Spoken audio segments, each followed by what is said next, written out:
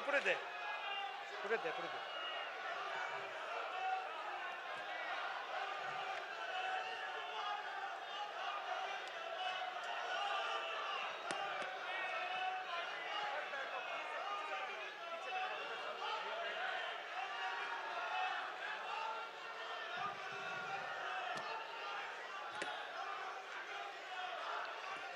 खारगे जी, सोनिया गांधी जी,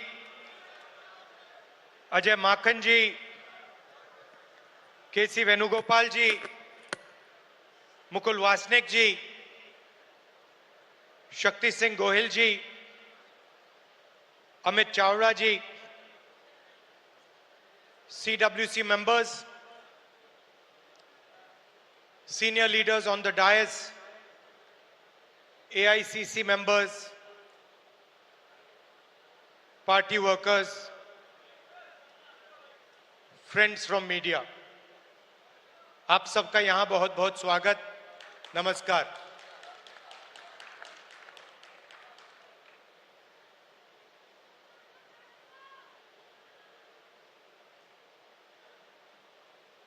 सौ साल पहले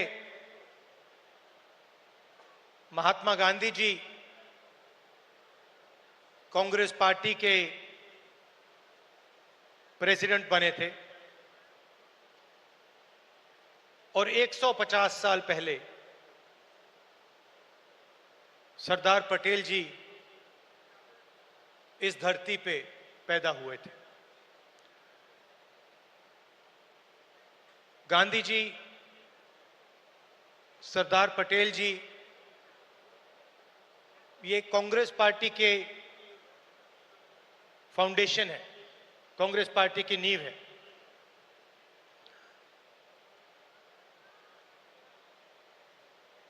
भाषण का मेरा एक प्लान था,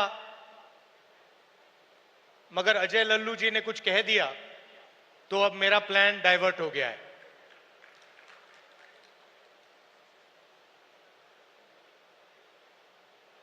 अभी उन्होंने कहा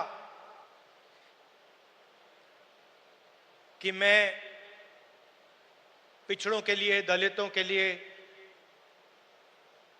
आदिवासियों के लिए, गरीब लोगों के लिए काम कर रहा हूं। वो सच है, मगर उन्होंने बात जोड़ी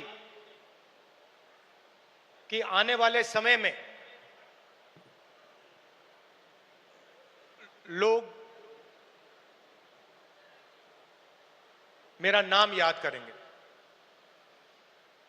और जैसे ही ये शब्द उनके मुंह से निकले तो मुझे एक बात याद आई।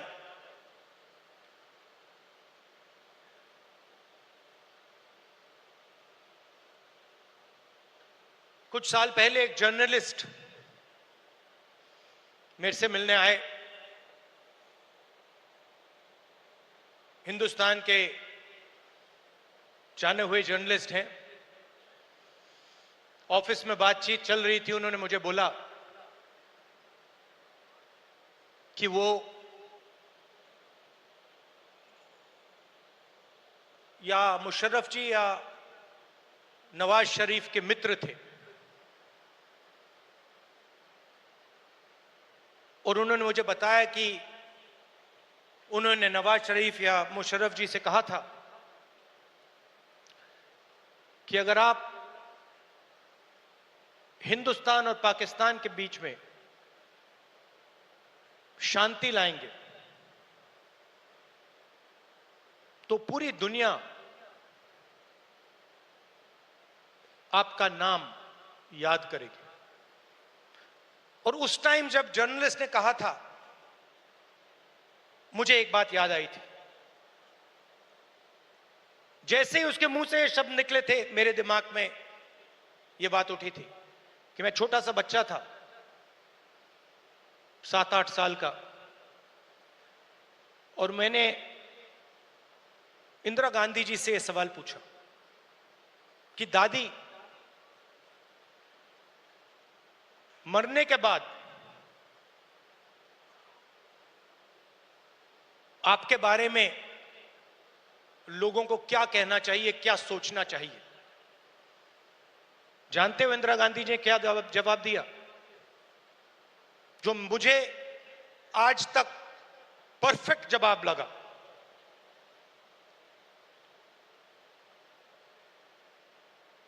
उन्होंने कहा, राहुल, मैं अपना काम करती हूं,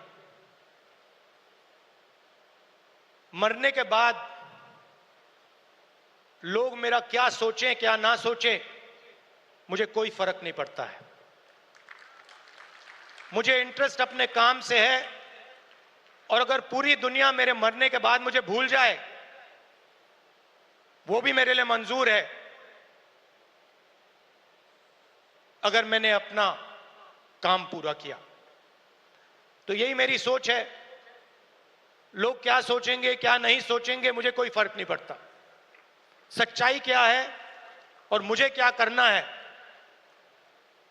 वो मैं करना चाहता हूं।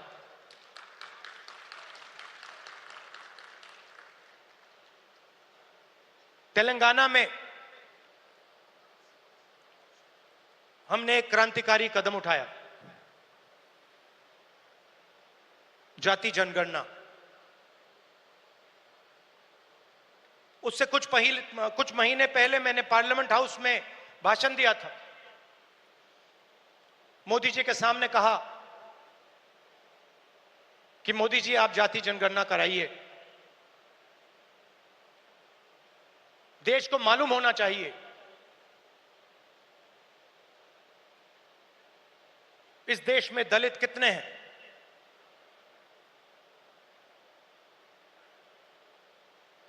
पिछड़ा वर्ग कितना है,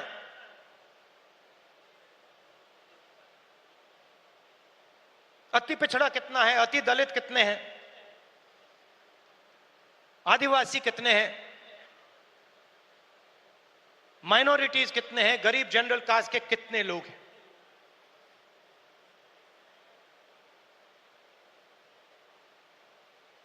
और मैं सिर्फ जाति जनगणना के पीछे नहीं था। जाति जनगणना एक कदम है। मुझे यह पता लगाना था कि इस देश में किसकी कितनी भागीदारी है। उस समय मैंने कहा था कि देश का एक्सरे होना चाहिए, पता लगाना चाहिए कि जो हमारे दलित, आदिवासी, पिछड़े वर्ग के लोग धूप में काम करते हैं, मजदूरी करते हैं, क्या सचमुच में यह देश उनकी इज्जत करता है? क्या सचमुच में यह देश उनको जगह देता है? यह मेरे दिमाग में सवाल था। मोदी जी ने, आरएसएस ने साफ कह दिया, हम जाति जनगणना नहीं करेंगे, हम जानना नहीं चाहते हैं, हम समझना नहीं चाहते हैं, हम लोगों को बताना नहीं चाहते हैं कि इस देश में दलितों को, आदिवासियों को, पिछड़ों को, गरीब जनरल कास्ट को, माइनॉरिटीज को कितनी भागीदारी मिलती है, हम छुपाना चाहते हैं। और वहां मैंने सामने बोल दिया कि आप छुपाइए जितना छुपाना है। लोकसभा में, राज्यसभा में हम कानून पास करेंगे, आपके बिल्कुल सामने कानून पास करेंगे, जाति जनगणना यहीं से निकालेंगे।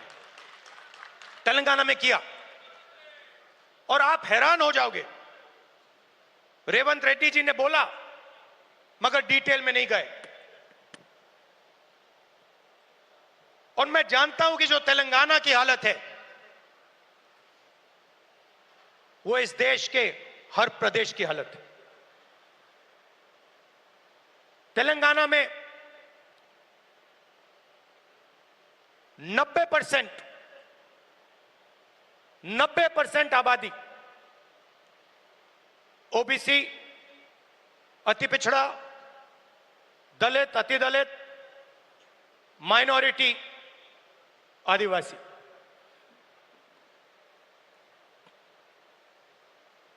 तेलंगाना का कॉर्पोरेट सेक्टर देखिए, मालिकों की लिस्ट, सीईओज की लिस्ट, सीनियर मैनेजमेंट की लिस्ट, 90% में से आपको एक व्यक्ति नहीं मिलेगा।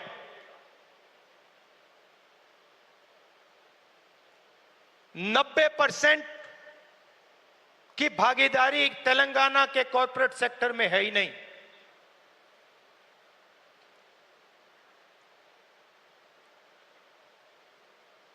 आजकल 21वीं सदी में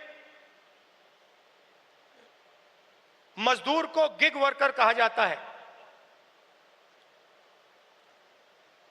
वो घरों में खाना ले जाते हैं, घरों में खाना पकाते हैं, पिज्जा ले जाते हैं, अमेज़न की डिलीवरी ले जाते हैं, धूप में ले जाते हैं, सड़क पे मरते हैं। तेलंगाना में उनकी लिस्ट निकाली,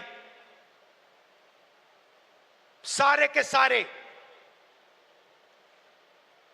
या ओबीसी या दलित या आदिवासी। अब तेलंगाना में जाति जनगणना ने एक बिल्कुल नया औजार दिया है। तेलंगाना में हम सचमुच में विकास का काम कर सकते हैं। तेलंगाना में हम पिन पॉइंट एक्यूरेसी के साथ भागीदारी के बारे में हर सेक्टर में आपको बता सकते हैं। और मैं खुश हुआ कि जाति जनगणना होने के एकदम बाद हमारे चीफ मिनिस्टर ने और हमारी टीम ने ओबीसी रिजर्वेशन को 42% तक पहुंचा दिया है।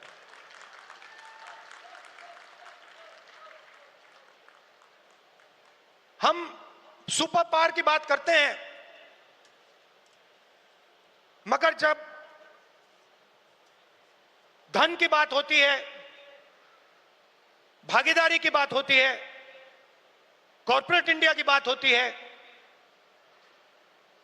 चाहे प्राइवेट अस्पताल हो, प्राइवेट एजुकेशन सिस्टम हो, 90% उसमें है ही नहीं। मोदी जी 24 घंटा पिछले वर्ग की बात करते हैं, दलितों की बात करते हैं, आदिवासियों, वनवासियों की बात करते हैं। वो उनको वनवासी कहते हैं। मगर जब उनकी भागीदारी का सवाल आता है, जब उनके पार्टिसिपेशन का सवाल आता है, तो बीजेपी के लोग बिल्कुल चुप हो जाते हैं।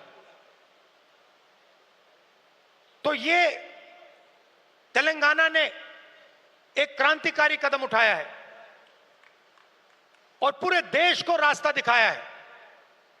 और मैं फिर से दोहरा के कह रहा हूं, इस स्टेज से आप सब के साथ कह रहा हूं कि 50% की जो दीवार है, इसको हम पूरे देश में तोड़ के परे कर देंगे। और जो शुरुआत हमने तेलंगाना में की है, वही हम दिल्ली में पूरे हिंदुस्तान के लिए करने जा रहे हैं। एससी एसटी सब प्लान की मैंने बात उठाई। क्रांतिकारी कानून लाए थे हम, इसको बीजेपी ने रद्द कर दिया है। एक के बाद एक हिंदुस्तान की सारी संस्थाओं पर यह आक्रमण कर रहे हैं। जहां भी आपको पहले दलितों को, पिछड़ों को, आदिवासियों को, गरीब जनरल कास्ट को जहां भी पहले जगह मिलती थी, वो सारे के सारे दरवाजे एक के बाद एक बंद कर रहे हैं। पहले हिंदुस्तान के हर जात के युवा सेना में जा सकते थे, पेंशन मिलती थी, शहीद का दर्जा मिलता था, एक्स सर्विसमैन स्टेटस मिलता था। उसमें सब लोग जा सकते थे, खत्म कर दिया। आज हमारी सरकार युवाओं को कहती है कि अगर आप युद्ध में शहीद होगे और अगर आप अग्निवीर हो तो हम आपको ना पेंशन देंगे ना शहीद का दर्जा देंगे। आपके साथ में जो लड़ रहा है उसको मिलेगा, मगर आपको नहीं मिलेगा। रास्ता किसके लिए बंद किया?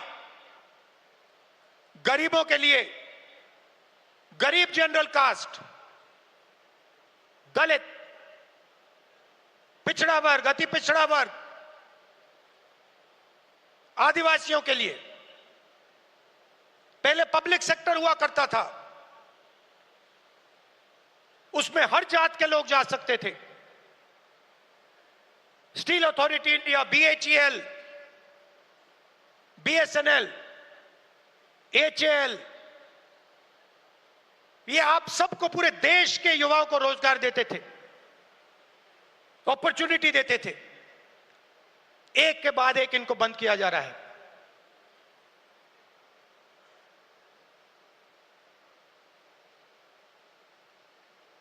और किसको दिया जा रहा है? अदानी और अंबानी को। आप अदानी जी की कंपनी की लिस्ट निकालिए, मैनेजमेंट टीम की लिस्ट निकालिए, अंबानी जी की मैनेजमेंट टीम की लिस्ट निकालिए, बाकी कॉर्पोरेट्स की मैनेजमेंट लिस्ट निकालिए, आपको एक दलित, एक आदिवासी, एक पिछड़ा वर्ग का नहीं मिलेगा। तो 90% का कुछ बचा ही नहीं। 90% के लिए मजदूरी, बेरोजगारी, और हिंदुस्तान के सारे airport, ports, defence industry, cement industry, जो भी चाहते हैं अदानी जी को। छत्तीसगढ़ में माइन चाहिए, बस्तर में माइंस चाहिए, मिलेंगी। झारखंड में माइंस चाहिए, बिहार में माइंस चाहिए, मिलेगी। बंबई का एयरपोर्ट चाहिए, ले लो। लखनऊ का एयरपोर्ट चाहिए, ले लो। डिफेंस इंडस्ट्री चाहिए, ले लो। एचएएल को परे करो, बीएचईएल को परे करो, बनाओ जो बनाना है। तो सारा का सारा धन, सारी की सारी अपॉर्चुनिटीज 90% से छीनी जा रही है। पहले नरेंद्र मोदी अमेरिका गए, याद है आपको? गले लगे थे, याद है? इस बार गले लगने वाली फोटो देखी आपने? देखी? कहां गायब हो गई? राष्ट्रपति ट्रंप ने ऑर्डर दिया, जिनको मोदी जी अपने मित्र कहते हैं, ऑर्डर दिया, सुनो, इस बार गले नहीं लगेंगे, इस बार नए टैरिफ लगाएंगे। चूं तक नहीं निकली, आज तक गायब है। जनता का ध्यान वहां ना चला जाए तो पार्लियामेंट में 2 दिन ड्रामा चलाया, मगर सच्चाई है कि आर्थिक तूफान आने वाला है। कोविड आया था, नरेंद्र मोदी जी ने थाली बजवाई, मोबाइल फोन की लाइट दिखवाई, अब आर्थिक तूफान आ रहा है, सामने है, करोड़ों लोगों को नुकसान होगा। 50 साल से सबसे ज्यादा बेरोजगारी आज है। कहां गए नरेंद्र मोदी? कहां छुप गए हैं?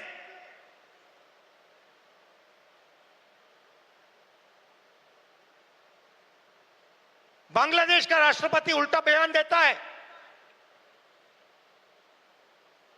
और नरेंद्र मोदी जी उसके साथ बैठे हुए हैं, चुप, एक शब्द नहीं निकलता मुंह से। कहां गई 56 इंच की छाती?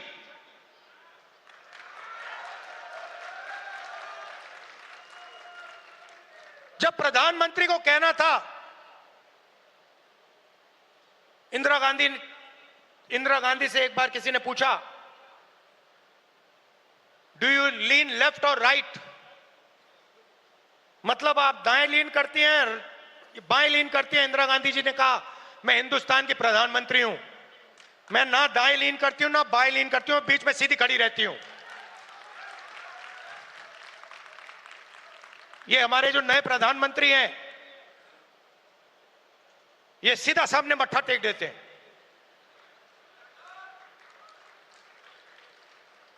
सच्चाई है हिंदुस्तान की, और विचारधारा की लड़ाई है।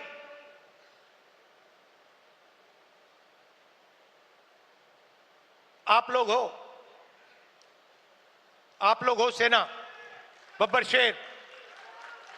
किसी ने कहा राहुल गांधी भारत जोड़ो यात्रा में चला। मैं आपसे सवाल पूछना चाहता हूं, क्या आपके बिना राहुल गांधी भारत जोड़ो यात्रा में चल सकता था क्या? तो आपको कहना चाहिए, हम सब चले भारत यात्रा में और राहुल गांधी हमारे साथ चला था। आपकी शक्ति है, आपकी विचारधारा की शक्ति हमारी विचारधारा की शक्ति है, और देश आपको चाहता है। देश तंग आ गया है। आप देखना, बिहार के चुनाव में देखना, महाराष्ट्र के लोगों से पूछिए, आपको बताएंगे बीजेपी ने महाराष्ट्र में चुनाव कैसे जीता है। वो आपको बता देंगे किस प्रकार से जीता है। इलेक्शन कमीशन से हमने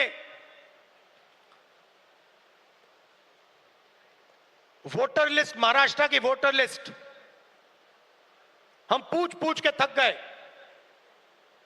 आज तक इलेक्शन कमीशन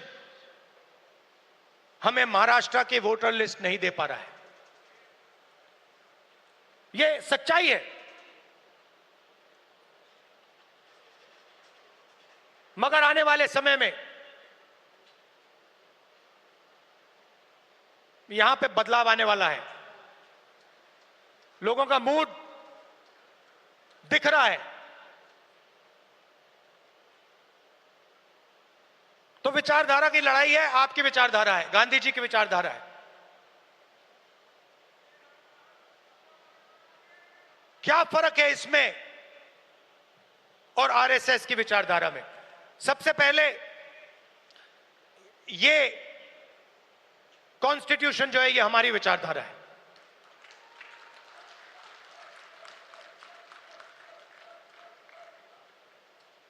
इसमें गांधी जी की, अंबेडकर जी की, पटेल जी की, बुद्ध भगवान की, नारायण गुरु जी की, गुरु नानक जी की, कबीर जी की, बसवना जी की विचारधारा है।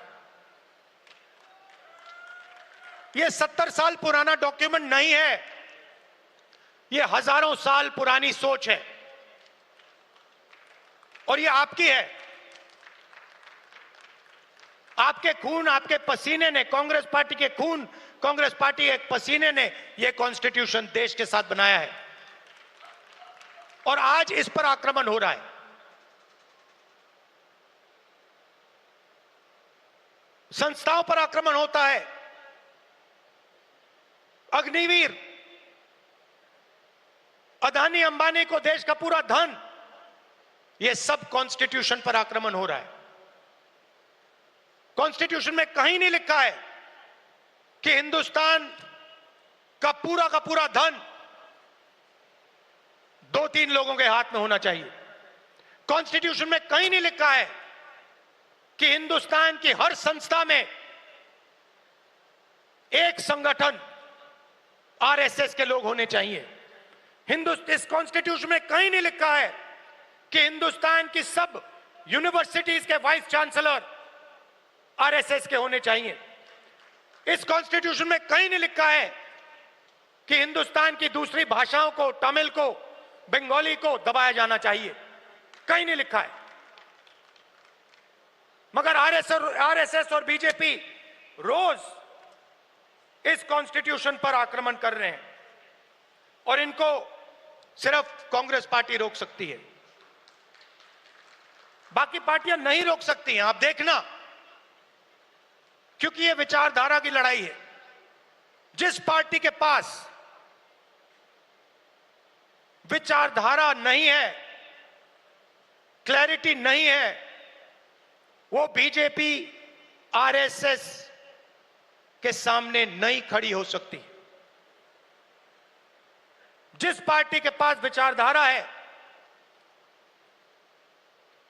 वो ही आरएसएस और बीजेपी का मुकाबला कर सकती है और वो ही आरएसएस और बीजेपी को हराएगी। और आजादी से पहले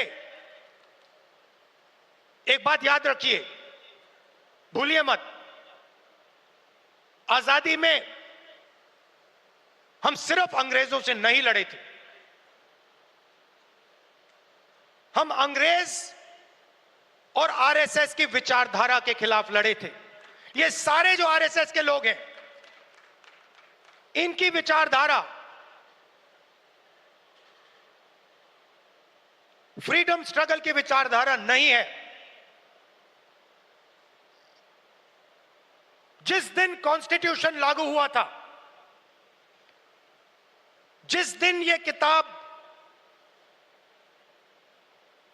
लिखी गई थी, उस दिन इस कॉन्स्टिट्यूशन के खिलाफ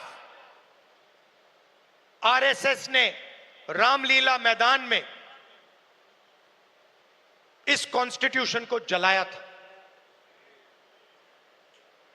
सालों के लिए इस कॉन्स्टिट्यूशन में लिखा है कि हमारे देश का जो झंडा है वो तिरंगा होगा। सालों के लिए आरएसएस ने तिरंगा को सलूट नहीं मारा था। यह सच है। आज जो भी कहें, उनकी विचारधारा कॉन्स्टिट्यूशन के खिलाफ है। वो लोकतंत्र को खत्म करना चाहते हैं, वो हिंदुस्तान की सारी संस्थाओं को कंट्रोल करना चाहते हैं और अंबानी अदानी को हिंदुस्तान का पूरा धन पकड़ाना चाहते हैं। और हमारी विचारधारा कहती है कि यह देश हर जात का, हर धर्म का है, हर भाषा का है। इस देश की संस्थाएं, इस देश के इंस्टीट्यूशंस किसी एक संगठन के नहीं हैं, कांग्रेस पार्टी के नहीं हैं, इस देश की जनता के हैं और इस देश की जनता को उन इंस्टीट्यूशंस पर कंट्रोल होना चाहिए। यह लड़ाई चल रही है। कुछ दिन पहले बीजेपी ने लोकसभा में वक्फ बिल पास किया। वक्फ बिल फ्रीडम ऑफ रिलीजन पर आक्रमण है, कॉन्स्टिट्यूशन पर आक्रमण है। एकदम ऑब्जर्वर न्यूज़पेपर, उनका जो न्यूज़पेपर है, ऑर्गेनाइजर, सॉरी ऑब्जर्वर नहीं, ऑर्गेनाइजर में लिखते हैं कि अब जो क्रिश्चियन कम्युनिटी है उनकी जमीन पर हम आक्रमण करने जा रहे हैं। सिख भाई हैं, आपके पास भी आएंगे, तो आप ये मत सोचिए कि ये आप पर आक्रमण नहीं है। और ये एंटी कॉन्स्टिट्यूशन है और anti freedom of religion act है, और यह देश के सब लोगों को मालूम होना चाहिए।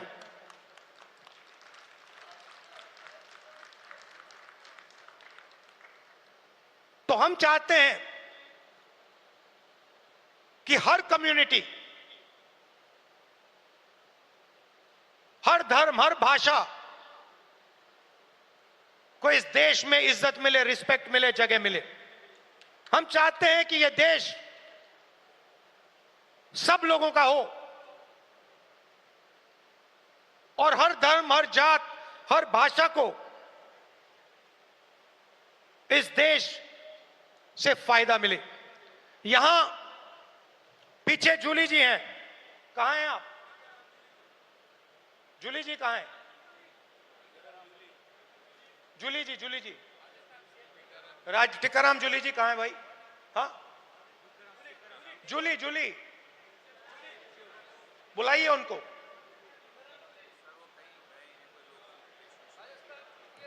अच्छा, टिकाराम जूली हमारे सीएलपी हैं, राजस्थान के, दलित हैं, मंदिर गए थे। उनके मंदिर में जाने के बाद बीजेपी के नेताओं ने मंदिर को साफ करवाया, धुलवाया, और वो अपने आप को हिंदू कहते हैं। एक दलित व्यक्ति को मंदिर में जाने का अधिकार नहीं देते हैं, और जब जाता है तो फिर मंदिर को धुलवाते हैं। ये हमारा धर्म नहीं है, ये हमारा धर्म नहीं है। हम भी अपने आप को हिंदू कहलाते हैं, मगर ये हमारा धर्म नहीं है। हमारा धर्म वो है जो हर व्यक्ति का आदर करता है, हर व्यक्ति को रिस्पेक्ट देता है। और ये जो बात है, चाहे ये दलितों के खिलाफ हो, पिछड़ों के खिलाफ हो, ये बीजेपी के हर कार्यकर्ता के दिल के अंदर छुपी हुई है। ये है आप में और उनमें फर्क। आपके लिए चाहे दलित हो, आदिवासी हो, पिछड़े हो, महिला हो, अल्पसंख्यक हो, आप सबकी रिस्पेक्ट करते हो। हमारा हर कार्यकर्ता हिंदुस्तान के हर व्यक्ति की रिस्पेक्ट करता है। उनके दिल में नफरत भरी हुई है। 21वीं सदी में वो कह नहीं सकते हैं क्योंकि कॉन्स्टिट्यूशन है, मगर दिल में जो उन्होंने जूली साहब के साथ किया, वही वो आप सबके साथ करना चाहते हैं। ये उनकी सच्चाई है, और लड़ाई इसी बात की है। हमारे लिए सब लोग इंसान हैं, सब लोगों से हम मोहब्बत करते हैं, सब लोगों की हम रिस्पेक्ट करते हैं। उनके लिए अलग अलग है। कोई दलित है, उसको मंदिर में नहीं जाना चाहिए। कोई मोची है, उसे सॉफ्टवेयर इंजीनियर नहीं बनना चाहिए। कोई गरीब किसान का बेटा है, उसे अंग्रेजी नहीं सीखनी चाहिए। ऐसा हिंदुस्तान हमें नहीं चाहिए, और हम होने भी नहीं देंगे। आखिरी बात आपसे कहना चाहता हूं संगठन के बारे में। कांग्रेस प्रेसिडेंट, वर्किंग कमेटी और पार्टी के सीनियर नेताओं की काफी मीटिंग हुई है, और हम चाहते हैं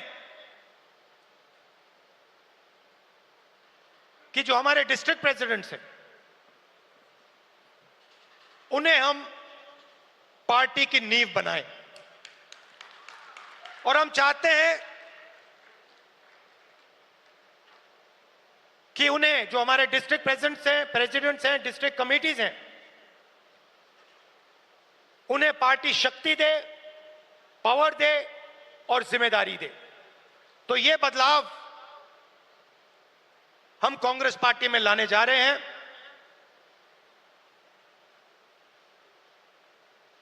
डिस्ट्रिक्ट कमेटी और डिस्ट्रिक्ट प्रेसिडेंट को हम पार्टी का फाउंडेशन बनाने जा रहे हैं।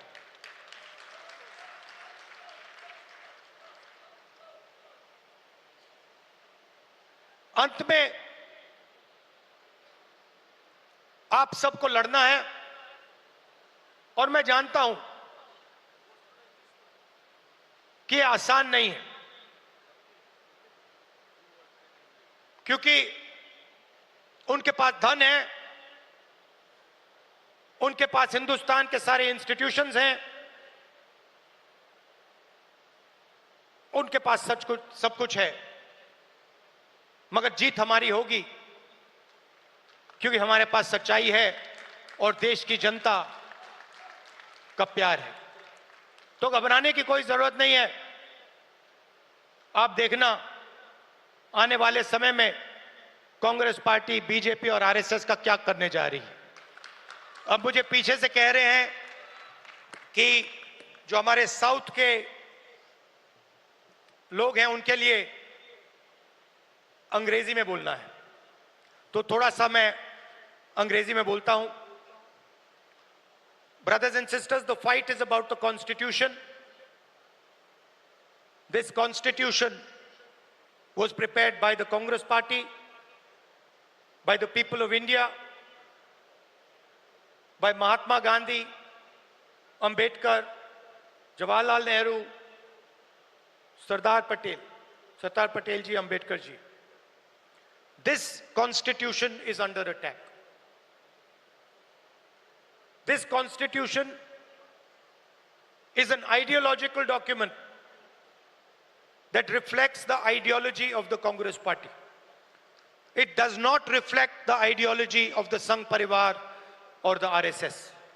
And that is why they are intent on destroying this Constitution and capturing all the institutions that emerged from it. It is our duty as Congress members to protect this Constitution, to protect the rights of every single Indian, all communities, all languages, all genders. It is our duty and our right because it is our ideology that is reflected in the Constitution.